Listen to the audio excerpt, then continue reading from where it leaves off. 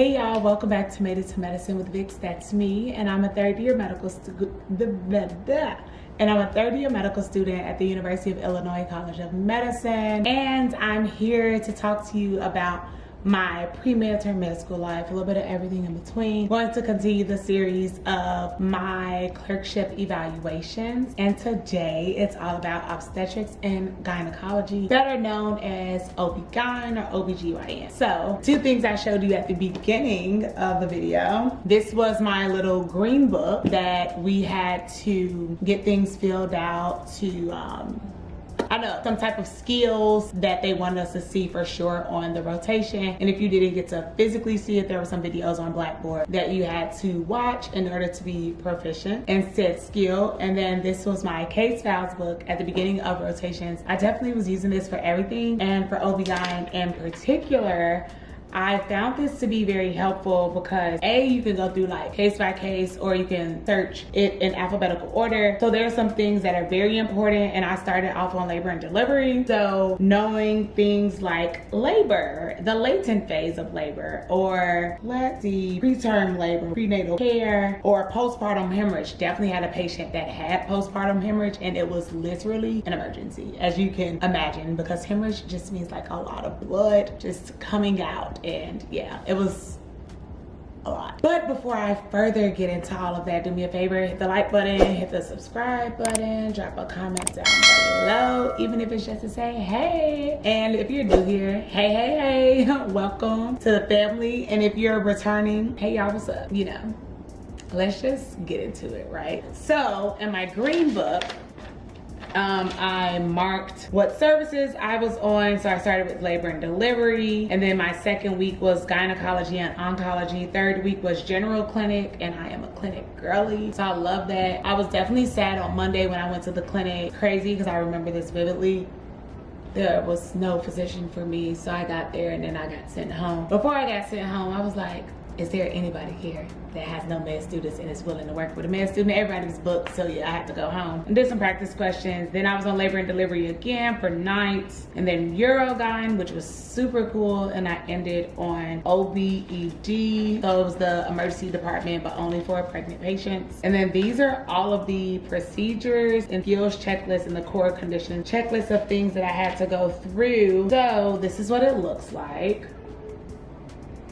And some things I had to observe were a C-section, tubal ligation, hysterectomy, laparoscopy, hysteroscopy, cervical or vulvovaginal procedure, which was a colpo, leap, cone, perineal laceration repair, vulvar biopsy, and then things that I had to perform. Interpret the fetal heart tracing, definitely did that on labor and delivery. Microscopy, I got to do that in the OBED, which was the attending had taken basically the serum from the patient and put it under a microscope to see like burning underneath the microscope, which was cool because I didn't even really know what that was. And she was so kind and patient with me and was explaining things, so that was awesome. Taking a patient history for GYN, a history for OB, complete or collect and present a complete sexual health history, document and review a complete history of present illness for OB, and then for GYN, speculum exam. Shout out to the interim clerkship director who walked me through that. And it was a speculum exam on a patient who had recently gotten a hysterectomy. So that was interesting. Like, there was no cervix.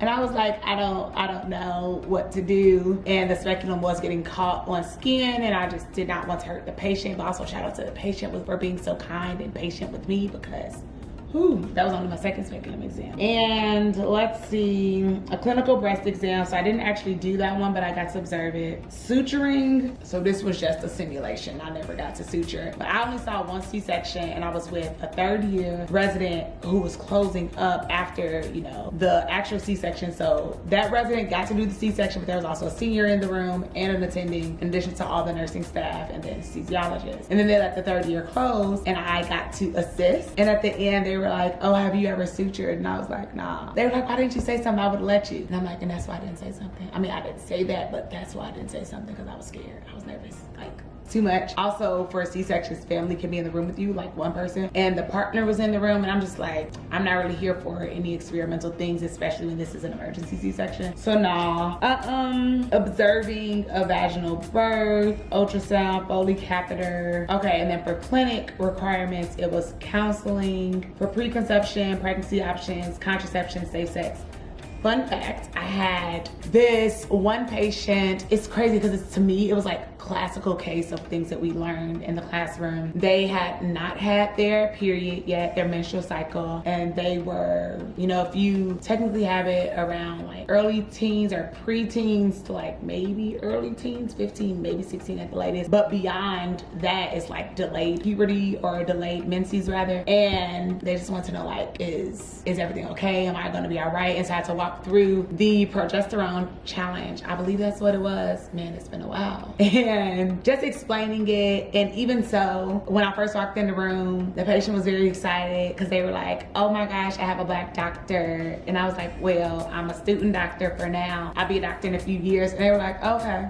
So I have a Black doctor. And I was like, warm my heart, you know, meaningful interaction. And let's see, just, I won't go through everything, but hypertension in pregnancy, which is big, preeclampsia, eclampsia, gestational hypertension, delivery complications like a shoulder dystocia if the baby's shoulder gets stuck. And then let's see, postpartum hemorrhage, spoke about that already, some pelvic pain, abnormal uterine bleeding, STI, PID vaginitis, and urogynecology. So clearly I did a whole Urogyn session or a week on that. And then we had to get mid-clerkship feedback, which I talked about that when I was in the middle of the clerkship, and then do 2 focus histories on patients, and was that all we had to do? Oh no, and then 2 physical exams. So did that, and I believe, yeah, that was the whole book. So saving that, you know, for my archives, for my own personal records. And then yeah, I think that like starting, it could be overwhelming if you have all these crazy resources. And what I really like about case files is that, oh, here's some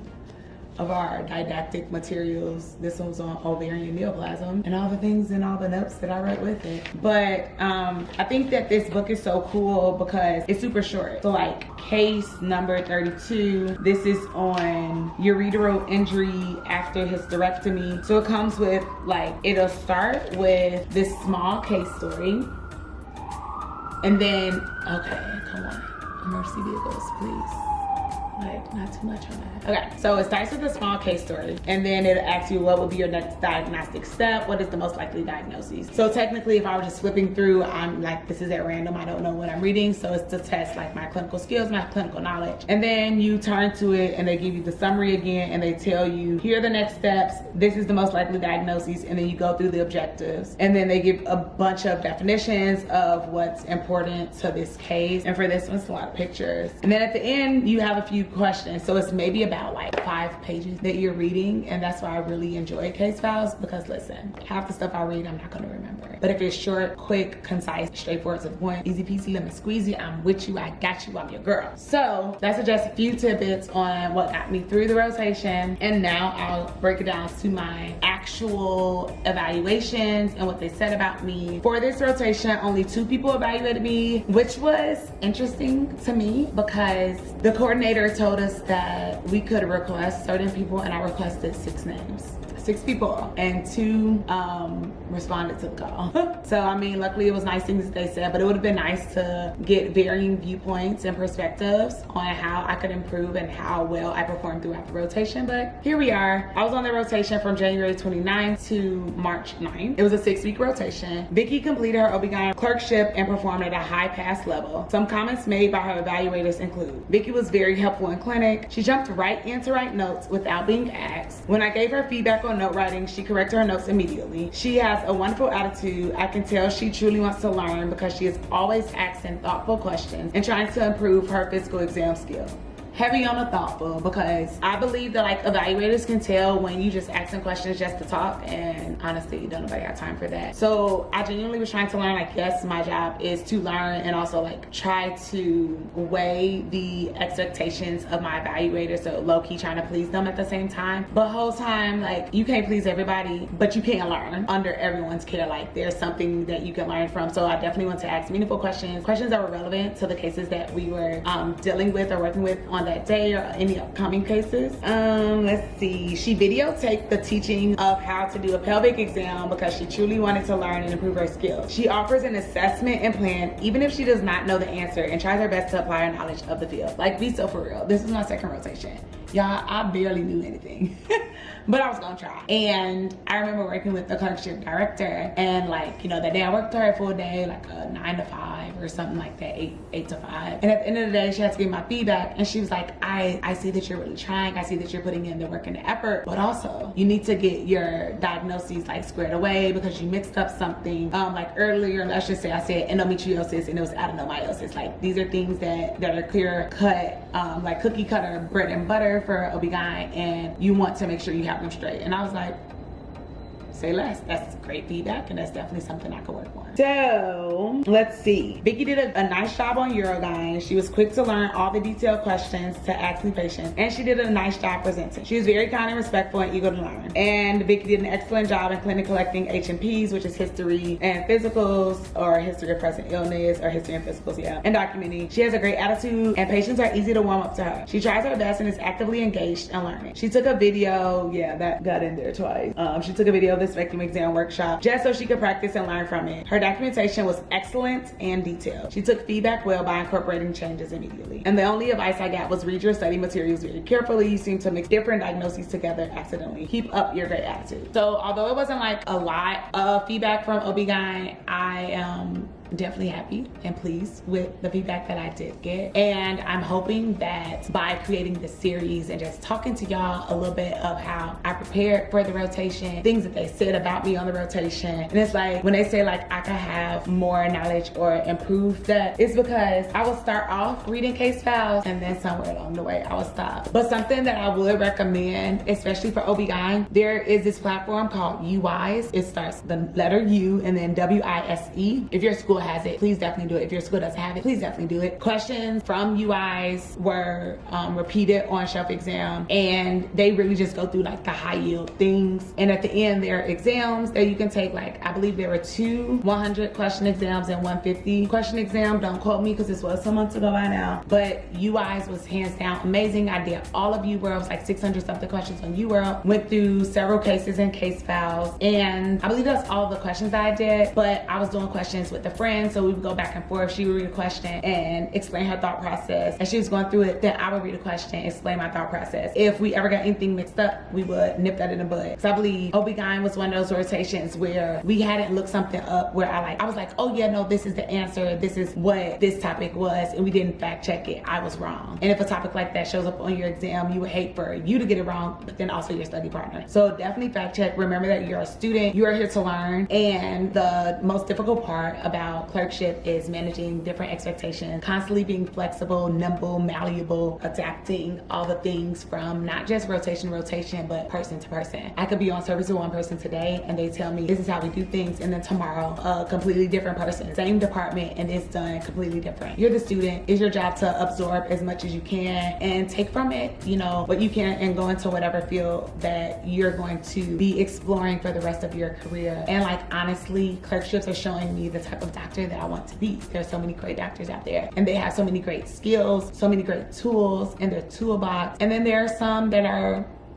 showing me the type of doctor that I don't want to be. And that's cool too, because at the end of the day, I am here to serve my patients and I miss them. I really like working with my patients. UIC primarily serves the, as they say, the underserved, but basically medically, people who are uninsured or underinsured, mainly Black and brown populations, but it's definitely a diverse patient population. You'll see people from all walks of life. And I am just so blessed to be able to be on this journey with the patients and learning from them and working with them to reach the best health outcomes that we can. Hope you got something away from this video. Again, if you haven't done so already, be sure to hit that like button, hit that share button, and drop me a comment down below, and I'll see y'all next week. Bye.